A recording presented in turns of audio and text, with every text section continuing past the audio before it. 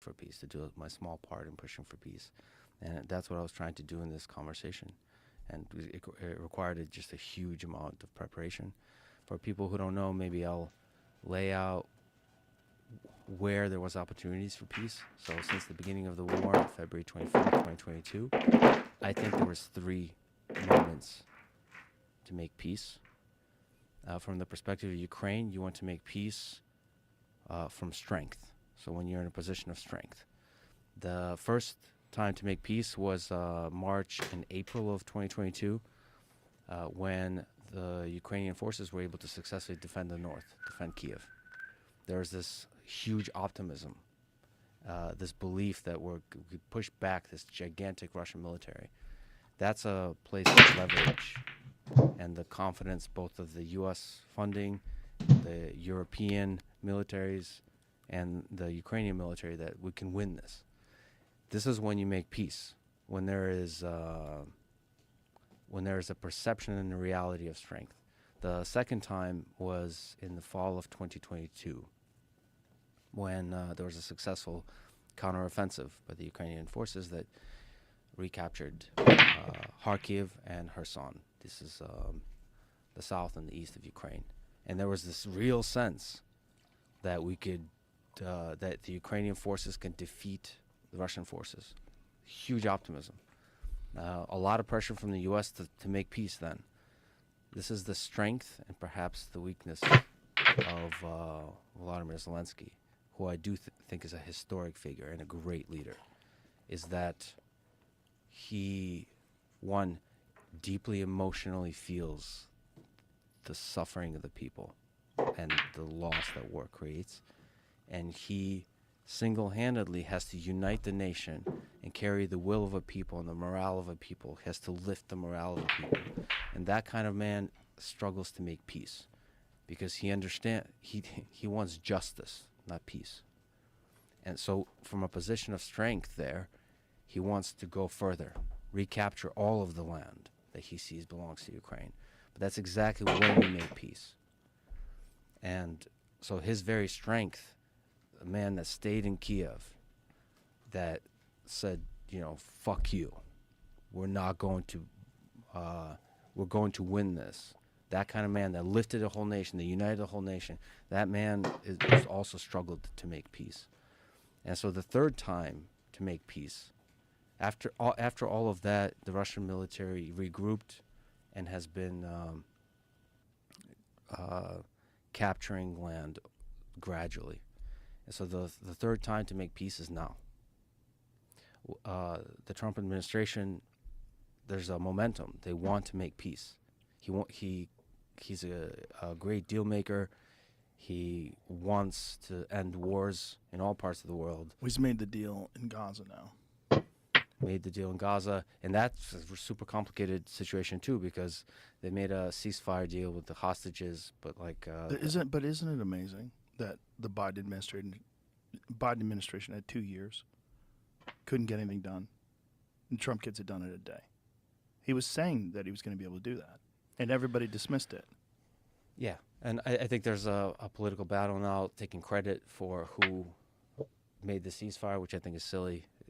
Of course you're going to have that. Yeah. Biden is the president. He's still the president for another few days. The point is, with Donald Trump, there's a real will and a momentum to make peace. There's a respect, there's a fear, there's, whatever you think about Donald Trump, he is this person that world leaders respect in the full meaning of the word respect. Not like admire, but fear. I think both Zelensky and Putin fear Donald Trump.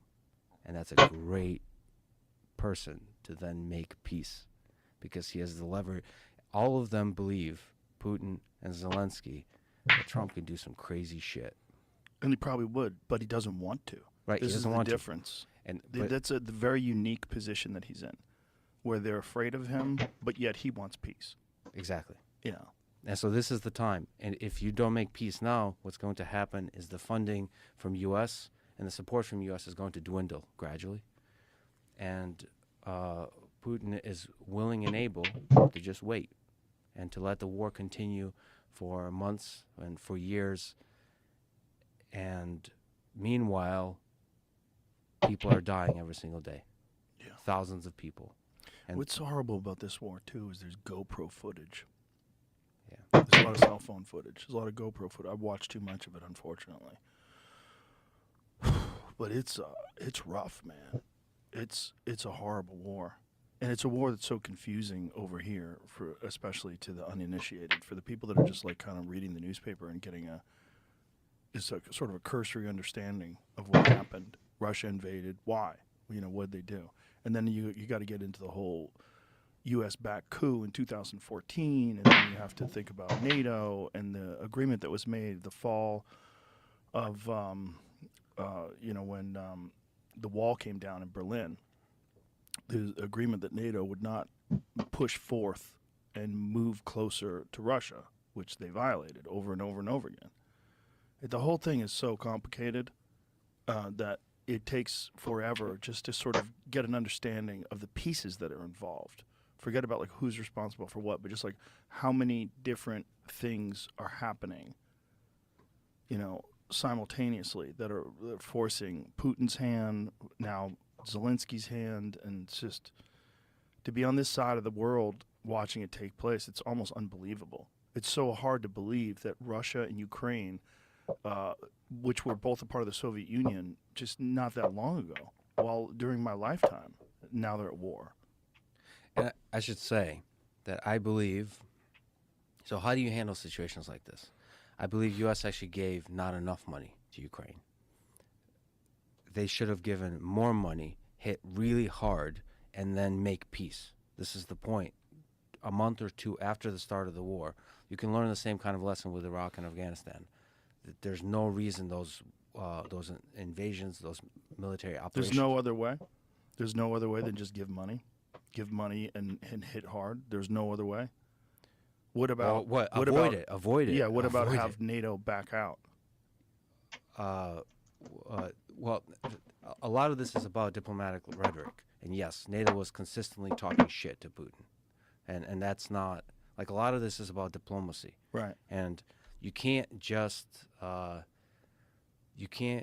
pressure with words. I mean, for some people, it seems almost silly that you need to show respect to world leaders, but there needs to be shown real respect. Putin has laid out the interest of the Russian Federation. He said he's been very clear about what the interests are. They want their security to be respected. They want their nation to be respected. He's very clear, and simply at the negotiation table, he just needs to be respected.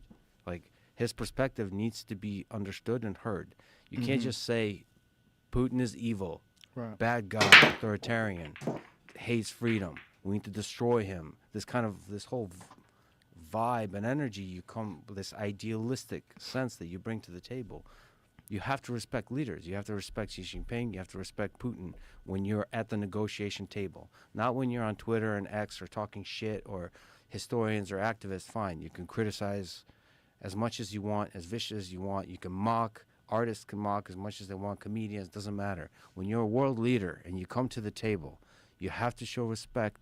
You have to treat other world leaders, as funny as it is to say, the way you want to be treated, with respect. That's not funny at all. Yeah, it makes sense. And If you want to get things done. if you want to get things done, and more importantly, if you want in this war for the death to end, one of the things I kept pushing in an almost childlike way with Zelensky is getting him to open himself up for peace, because he kept shutting it down. He kept mocking Putin. He kept criticizing Putin, which is okay. It's okay to sort of criticize and say that there's war crimes, that there's real vicious violence and destruction happening.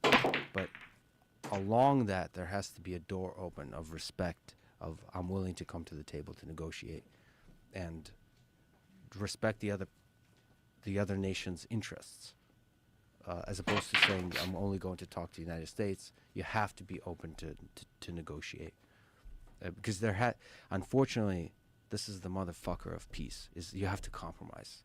You have to sit across the table as a world leader with a person you might fucking hate. because unlike Putin, I should say, Zelensky goes to the front. He talks to the soldiers.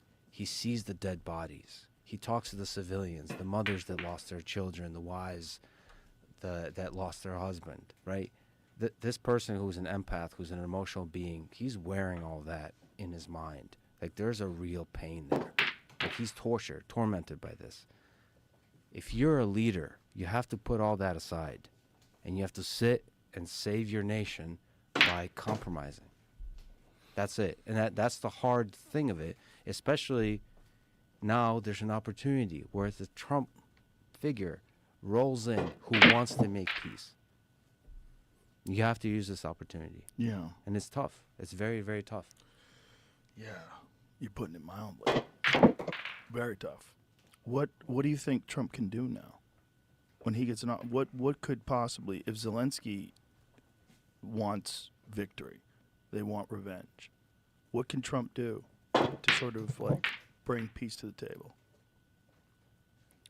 I think some of these notions sound naive, but literally meet, which they haven't been meeting. So meet with Putin, meet with Zelensky. They haven't been meeting at all? No. So Zelensky comes down. They've been meeting with Zelensky, but there is no meeting with Putin. I think the right thing to do is to go to whether it's Switzerland or Turkey, Istanbul, or Minsk, and like the biggest thing for me would be literally the three of them sit together. I think I trust in Trump's negotiation ability, and the carrot and the stick of the United States military and the United States economy for being able to control oil prices, being able to control trade with tariffs, being able to threaten military force and funding and so on, plus sanctions, all of this. You can roll in with that carrot and stick, implied or made implicit or explicit, and just sit at the table and talk like human beings and show each other respect. Like that, is one of the things that actually COVID did. There's something that happens where remote communication just is not it. Like the silly thing about this podcast being in person, right? There's a real power there. Everything else is, like fucking with a condom. Like Yeah. you have to show up. It's part of the reason. It's more like jerking off with a condom on. Jerking off with a It's thing, not even fucking with a condom on. for the metaphor, yeah. It's part of the reason I wanted to talk to President Zelensky in Russian, which I speak fluently, and he speaks fluently. It's his primary language. For people who seem to misunderstand this on the internet, he spoke Russian his whole life. That's his main language. He speaks it with his wife, with his whole staff, with all of this. This is his language. It's just that now the Ukrainian language has become a symbol of independence. So they're fighting for their independence, for their sovereignty. I understand it, but So he spoke with you in Ukrainian? he kept going back and forth. But yeah, most of the powerful things were said in Ukrainian. So I'm listening to an interpreter through a shitty headset. The interpreter's not, forgive me to the interpreter, but it's not very good. He's delayed. There's noise. God, but wouldn't it make more sense if he spoke to you in a language that you understand? Yeah, we really tried. But this is a man, once again. Yeah. He's the leader of a nation in a time of war, and he's not stylistically who he is. Like, he's all in. This is like a Braveheart type character. Which is so crazy because he started his career as a comedian. Right. I mean, you never know. You never know who the leaders are that step up.